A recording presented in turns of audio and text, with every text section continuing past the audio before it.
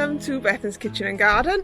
Today I'm sorting out my fruit bushes and rhubarb because they're in desperate need of harvesting. So I've made a start and I wanted to show you the humongous pile of rhubarb we've got and the bowl I've got of blackcurrants, and then I'll show you what I'm going to do with the rest of the area. Okay, Anwen, would you like to show everyone the big pile of rhubarb we've just harvested? Yeah, there it is then. Go and pick out one of the really long bits of rhubarb to show someone. So we can show the people how big the rhubarb was. Oh, that's not a huge one, is it? The leaf is huge. But we want one that's really long, don't we? Look, hold that up next to you. Look, it's the size of an Anwen. Wow! So what did we do this morning, Anwen? We harvested the rhubarb, didn't we? Yeah, lovely. There's not time for a lovely job yet. So all this was really overgrown. So I've given it a harvest, and this will be the last harvest I'm going to do this year. Because after July, it's best not to pick your rhubarb, so you can let the rest of the leaves die down and all the goodness can go back into the crown of the rhubarb. But it does mean that it's opened up this area here, because I couldn't get through here this morning, and now I can get to the red currants and the gooseberries over the other side, so that makes the harvesting job a bit easier. And there's some gooseberries on there ready for harvesting, and of course it started to rain. I'm going to make a shelter. Anwen's got a nice shelter on the go there. Nice, using the rhubarb leaf as a shelter, are you? Very Moana of you. And then this bowl here is a harvest from one blackcurrant bush. It's from this very first one here, so hopefully we'll get a lot of blackcurrants. So me and my little helper are gonna get on with taking all the leaves off the rhubarb now, and hopefully it's not going to rain too much and we can continue with the harvest. But this is what it's been like all along. Every time I come out to do a harvest, it rains on me, and it's not very nice to pick berries in the rain, is it? So anyway, I'm gonna get on with this rhubarb and I'll show you what we've got when I've finished it. Bye! So here is the rhubarb harvest. This will be the last rhubarb harvest of this year, 2021. I filled another bucket with the leaves, which I've already put in the compost. So that's the second big bucket of leaves, which is always good to get stuff to go in your compost, isn't it? It's raining a lot more now, so it looks like rain is stopping play again, but it looks like I've got an afternoon of rhubarb jam making, rhubarb chutney making, rhubarb vodka and gin making. You get the kind of idea, don't you? I better find home for all this rhubarb. So I'll go in now and get changed, and I'll show you how I'm progressing on the fruit bed when the rain stops. It did rain all afternoon, so I did spend a lot of time making rhubarb and ginger jam, which turned out okay as far as I can tell. Sometimes my jam doesn't set very well, or it's overset and it's like toffee, but this one seems to have been okay. I'm back out in the garden now. I'm not going to do any more harvesting for the time being. I'm going to sort out my apples and my grapevine. I'll show you what I'm going to do to both now. So I'm going to start with this apple tree today. This variety is called Scrumptious, and the fruits are meant to grow very close to the main branch, but I've got quite a lot of fruit here and I don't think that's going to do the trees much good. So what I want to do is take off, I need my, oh, they do come off quite easy in my hand. So I just want to take off sort of as many really. So there's like 3 now left on that spur. And I'll do the same with the other side. So there's 4 there, 5 there. So I'm going to take the smallest ones off. And ideally just leave 2 or 3. That one won't come off, so I'm going to leave that one on. And take another one off. So yeah, we've got 3 there. And 3 there. You could go down to 2. And then you'll have 2 big ones. Or 3 sort of medium ones. And I'm a bit hesitant to take 2 off. To leave 2, it just seems, I don't know, a bit drastic, but it's probably for the best if I do thin them down to 2. So again, I'll just take this one off here, and there's a smaller one underneath. So if you could, I don't know if this camera's picking up, but under there, that's kind of where the cluster is. So from that fruiting spur, there's still 4 on there.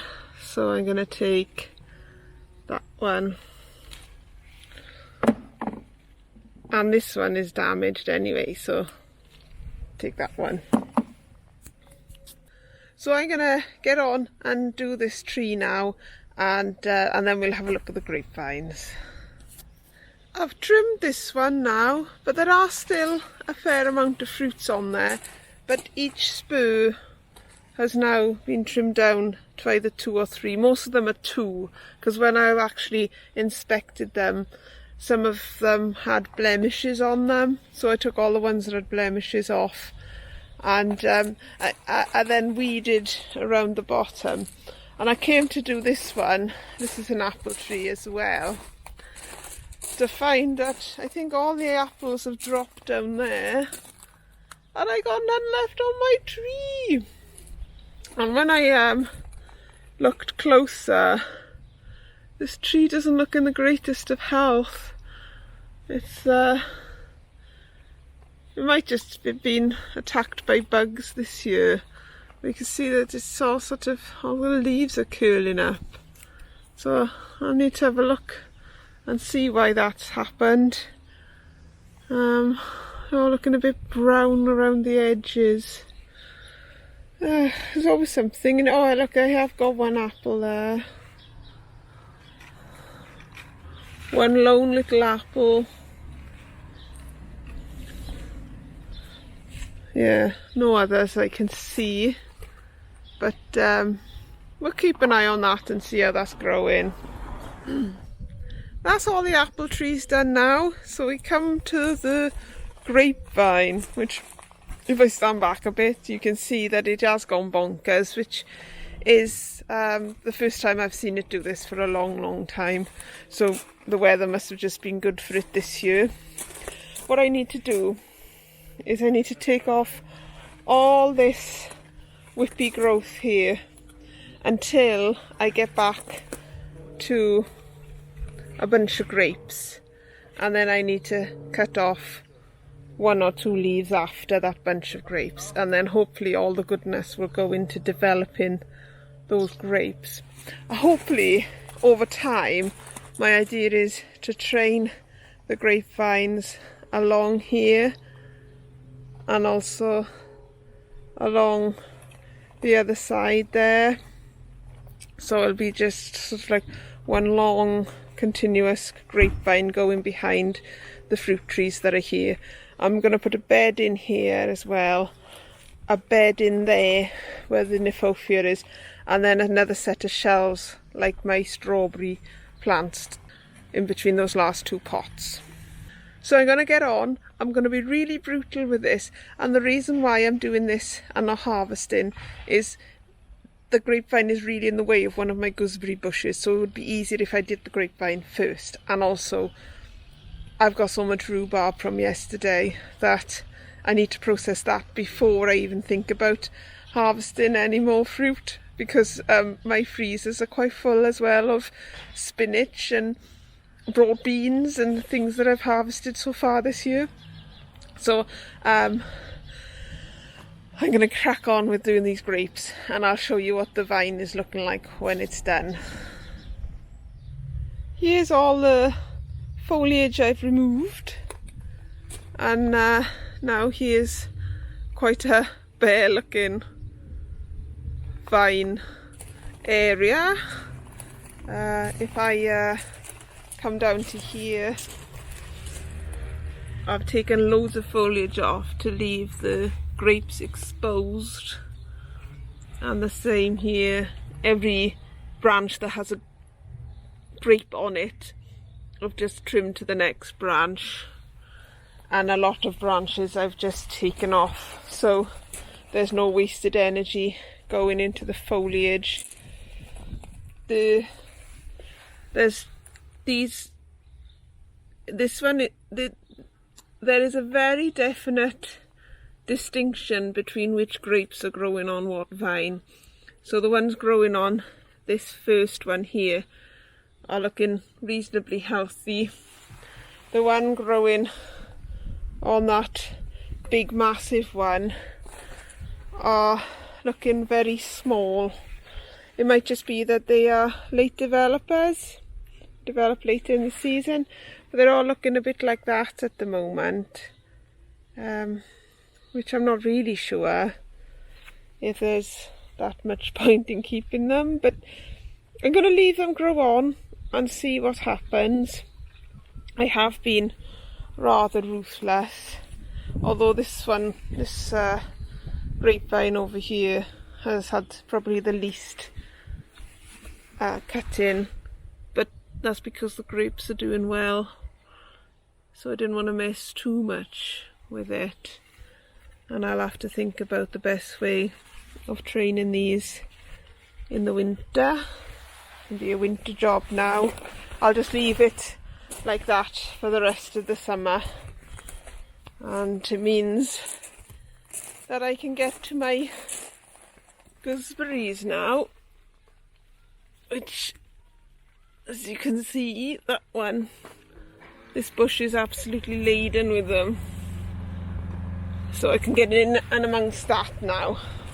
So I'm going to get on and tidy up the mess I've made on the floor, and then we'll find something else to do, because there's plenty that needs doing.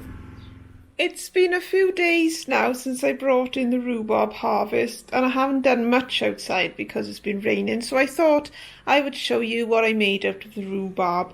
This is the remaining rhubarb, which my husband's going to make us a rhubarb and pork noodle stir fry thing, and with the rest of it I'll put it in the freezer.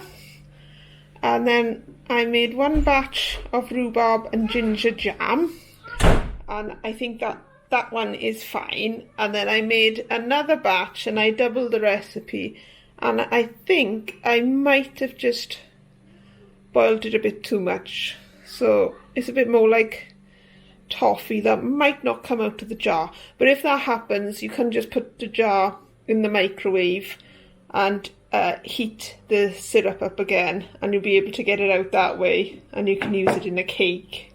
My mum taught me that, because I've obviously passed on a few jams to her that haven't been quite right over the years.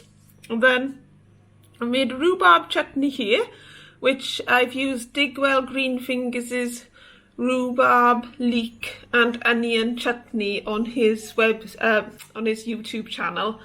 So check that out if you want to make some rhubarb chutney. It tastes very nice. The only thing I've done differently is I used white wine vinegar instead of cider vinegar, because I don't like cider vinegar. I find it a bit too sharp. Then I've made some rhubarb gin and some rhubarb vodka, some more rhubarb gin, and another batch of the rhubarb chutney. And just as we're here, I picked some 4 cucumbers this morning. This is another bowl of blackcurrants. The other bowl I've already put in my freezer, and I'll do something with them over the season.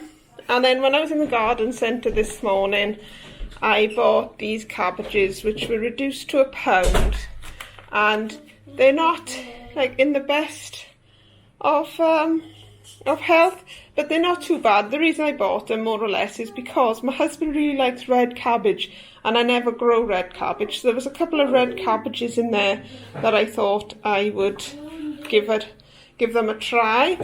And I also bought some greenhouse fixing clips. So these will be the jobs I'll be doing this afternoon. I'll be putting these into the greenhouse to string up my tomatoes, and I'll be planting those into the ground. So let's get on with that. So I'm in the greenhouse now, and the tomato plants are beginning to grow past the original sort of twine structure I put in.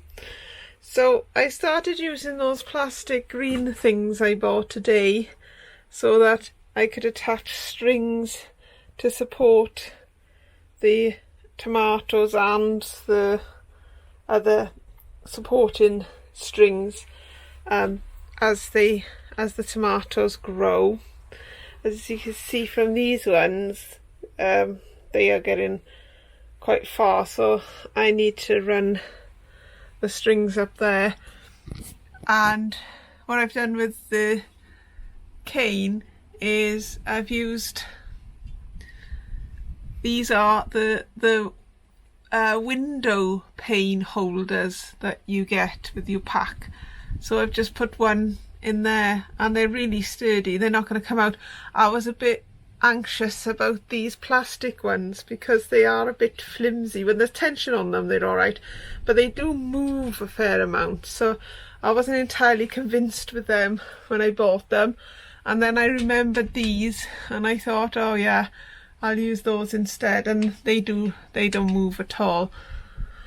So I'm gonna get on and put in as many strings as I can and tidy up the tomatoes, and I'll show you what it's looking like when I'm done. I've given the tomatoes a stringing up, and I've also side shooted them, and in some cases I've just trimmed the long branches to about 2/3 of what they were, just so they don't keep touching each other, and that way there's less chance of any disease crossing from one to the other. Got some tomatoes colouring up on there.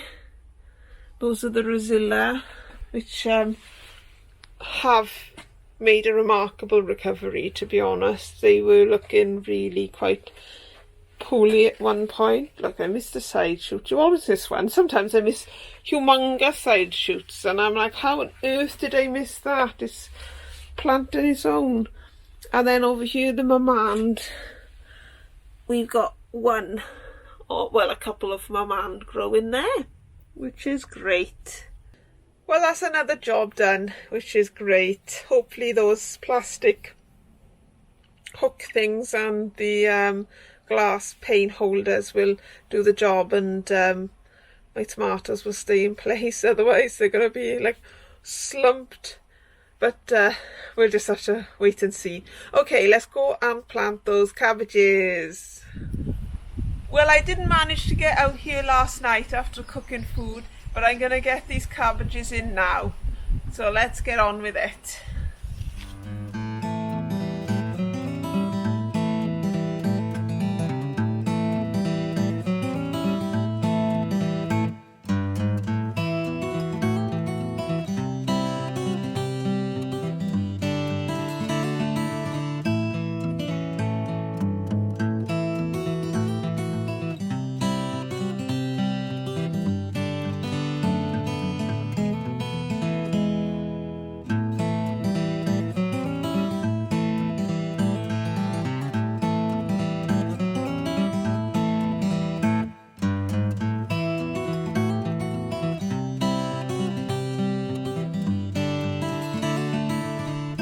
So I've planted 9 of them in the ground there. 2 of them I've put into tubs for the time being while I work out where to put them. And then the last one I've put next to the sprouts here. So what I need to do, because those sprouts are growing quite big and I need to stake them, I need to swap out the hoops for those bigger hoops there, and then I can use those smaller hoops to cover that bed over the other side. I will also take the opportunity to weed the sprouts whilst I'm swapping over the net, and I'll weed the leeks that are next to them as well. So that's it from me for today.